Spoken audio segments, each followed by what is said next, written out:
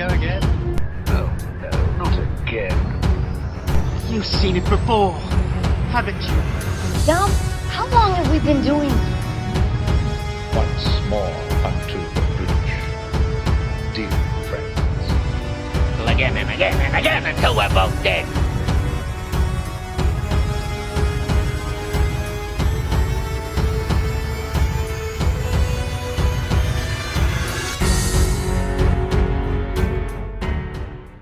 Hello, welcome to You've Seen It Before, Movie Reviews Connection of Mind. Deadpool Wolverine is the latest film in the MCU. It is the third Deadpool film, and this stars, once again, Ryan Reynolds as the Merc with the Mouth, and returning to the role is, once again, Hugh Jackman as Logan, aka the Wolverine. And in this installment, the first one in the MCU, we see Deadpool recruited by the TVA for an important mission. However, when that goes awry, he must recruit a Wolverine from the multiverse in order to save his universe, Deadpool's universe, from being annihilated by an implacable foe. Now, this video review will contain spoilers of Deadpool Wolverine as well as certain other things. I'll be doing my spoiler-free thoughts first and foremost, however. So first things first, let's get into some spoiler-free talk on Deadpool Wolverine. Is it a good MCU movie? Is it a good Deadpool movie? Does it keep the spirit of the original, the first two movies? I would say definitely, going into this movie, I had some expectations that it was going to be a decent movie because you've got a lot of the same people who were working on the Fox Deadpool movies before going into this, the first MCU Deadpool movie. And even though, yes, it got the R rating going on for it, you never know with the MCU and, the the Disneyness of it all.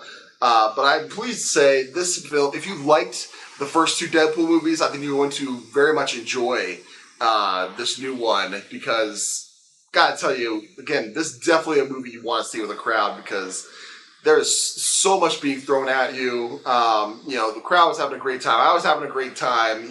There's some great jokes in this. Not, again, as with any kind of comedy movie, especially with a character like Deadpool, not all the jokes are going to land, and that's just kind of par for the course. But when they land, oh man, do they land!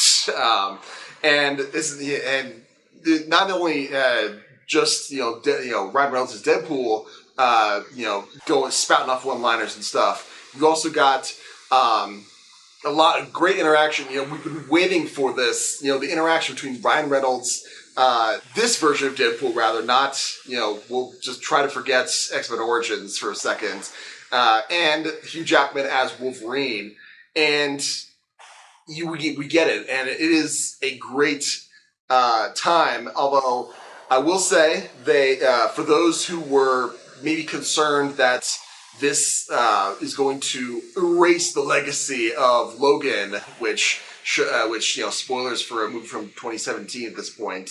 That was supposed to be Hugh Jackman's swan song as Wolverine. He was going to bow out in glorious fashion, and he really did. That was a great ending to the character as we knew him before that. And the nice thing about the multiverse, and the TVA aspect of things, is that, when you see the Wolverine in this is a variant, not the same one that died at the end of Logan. And that is a good thing. This does not tarnish the legacy of Logan, although it does add a pretty awesome epitaph to that movie, I will say.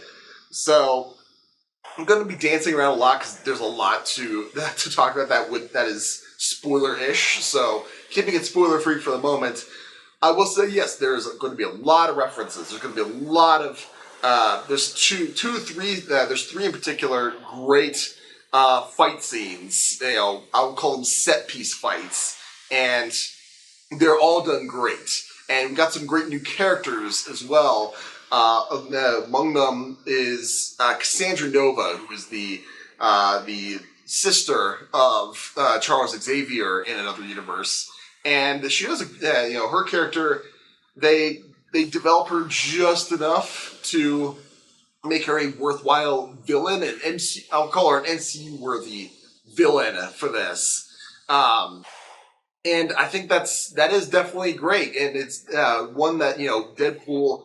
The previous two movies, the villain wise, there was a lot of personal stakes involved in this, and there's some personal stakes involved in this, but this movie knows to do the work, only the work that's necessary in order to give the audiences what they're looking for. In this case, audiences, I think they're looking for great Deadpool action scenes, great stuff with Wolverine and Deadpool, and now that they've unlocked the vaults, so to speak, of the various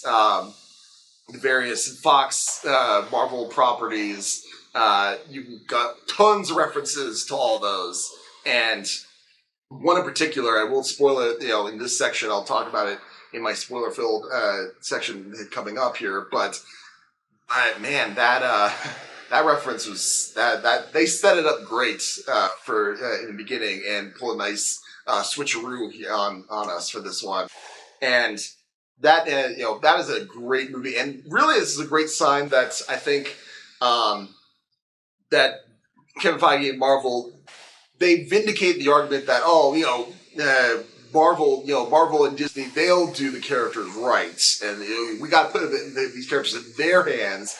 And I think so far, with the first outing of a true outing of mutants in mutant characters in the MCU, if you don't count the brief little cameos of Xavier in Multiverse of Madness and Beast at the post-credit scene of the Marvels, this is probably a great indicator that we're going to see for some great things going forward with reboots of X-Men and Fantastic Four. That gives me a lot of confidence that they're going to handle that well.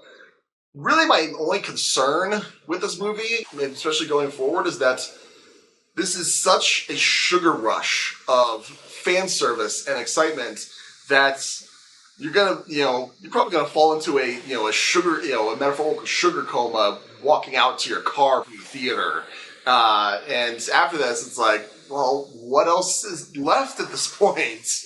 It's so much, and this is almost too much of a good thing. Because honestly, for my money, if Deadpool only shows up, if Deadpool never shows up again in the MCU after this movie, I would honestly be okay with that, because I think they got it. I think they wisely knew that future Deadpool was not by any means guaranteed, and especially not with Hugh Jackman, because the whole reason he retired from the character after Logan, because he's not as young as he once was, and you gotta learn your limits at this point. But there's so much in this movie that I'm satisfied. I'm satisfied for quite a while with Deadpool in the MCU from this movie, and is that could be a problem going forward, but for my money, for this movie, it could be too much of a good thing. So if that's the kind of problems that this movie has, then I think this movie did a pretty good job. There's some other nitpicks that can be that can find here as well. I think again with comedies, there's a whole lot of running gags, and if one doesn't land immediately, then they're going to repeat it a bunch of different times, and it's not going to get any better as you go on. I think there's a couple in particular that I was not really a fan of.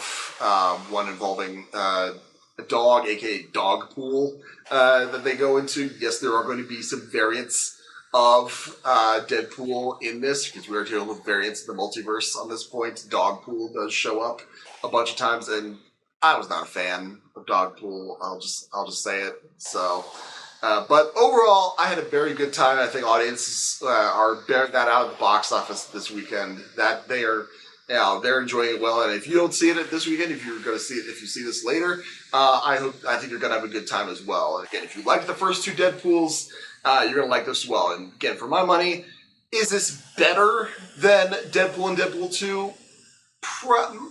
Probably not. But is it as good as Deadpool and Deadpool 2? Absolutely. So if I was going to give Deadpool and Wolverine a letter grade, I would say this is an A. Solid A for maximum effort from the guys at Marvel and Ryan Reynolds. Bravo on this one. So, those are my main spoiler-free thoughts on Deadpool Wolverine. Now let's get into some spoiler talk as certain plot developments and character arcs that may seem familiar to you, where you may have seen them before. My gosh, there's so much you can, talk about as far as spoilers going on here. Again, just we already mentioned, Doctor Strange and the Multiverse of Madness. We've already seen this, bringing in characters from the Fox Marvel properties, bringing back Patrick Stewart once again play Xavier. But man, I did not expect, again, hats off to Marvel for doing, priming us early. I should have seen this coming, frankly, but I was completely caught off guard when, they show off, Chris Evans' Captain America on the screens, and then when Chris Evans shows up again, but he's, covered in, wasteland garb, it's like, oh man, it's a variant of Captain America, we're going to be doing it. It did not occur to me that when we see this, he's going to be like, hey, he's going to flame on and become Johnny Storm from Fantastic Four. That was amazing. Usually I don't, I laugh sometimes, but very few times I'm actually going like, yes! That was one of those times. And again, bringing back, Elektra and Jeff Garner and, Wesley Snipes' Blade, and, you got Gambit in there, and you've got, Daphne Keane as Laura X-23. You got all of these, got other Marvel characters. We've seen kind of this thing as well with Matrix Resurrections, where you bring back, old cast members again in a new light. But this movie did it well. Matrix Resurrections did not do that well. So we'll just leave that aside from that. But you also see, the Alexandra Nova's mind control powers. It is very visually interesting when she's reaching into people's heads and you see fingers poking out of their heads. It's it's not physical. I guess it is physical, but the manifestation of it. It's supposed to be evoking mind control on that front. She's phasing her hand or whatever. To me, very similar to the way Stargates, both Stargate SG-1 and Atlantis, portrayed humanoid replicators. And trying to read people's minds by sticking their hands in their heads on that front. So I've seen that before. Maybe you have as well. And then finally, I'm shocked they didn't make a Guardians of the Galaxy reference with when Wolverine and Deadpool are touching, trying to grab the matter and antimatter streams or whatever, and they're holding hands, channeling the power or whatever to stop the reactor. And, very similar to the first Guardians of the Galaxy, when, all the Guardians are holding hands to channel the power of the Infinity Stone to counter Ronan. Again, very much Guardians of the Galaxy. And again, with such a reference, they make a crack at the fact that Blade has been, the reboot of Blade has been such a troubled production on this, that, there's only going to be one Blade, and, just get a look from Deadpool. It's you can either interpret that as that, is there really only going to be one Blade, or, oh, yeah, there probably is only going to be one Blade. You can take that both ways.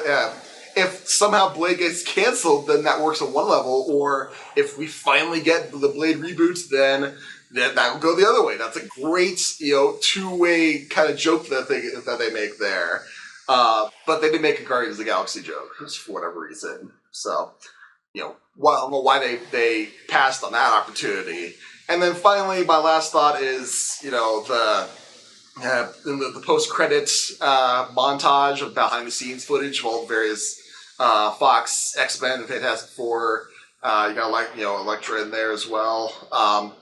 It's a fun time, but again, playing the good time of your life. It's bring back to middle school on that front, and that was I was in middle school right around the time that it was already starting to get overplayed at that point. So playing it ironically, unironically, see what you will, and of course it's no coincidence that they chose that song as that song also has the flippable title of either Time of Life or Good Riddance. So, You know, you gotta be looking back fondly on the X-Men times or saying good riddance to the Fox X-Men times. Again, great double layer meaning joke on that front. Again, you can go along with all the stuff that's mentioned in this movie, but what did you think of Deadpool and Wolverine? Did you like it? Did you not like it? What about my analysis? Do you agree, disagree? Did I miss anything? Let me know in the comments down below. Thank you so much for watching. I appreciate whatever audience I can get. Be sure to look for my next movie review, which, if the schedule holds, should be for Alien Romulus, which comes out August 16th, I believe. And if you like this video or any other video on my channel, please give me a like, share, and especially subscribe. I would very much appreciate it. Again, thank you so much for watching. Just remember, there is nothing new under the sun, and yes, you have seen it before.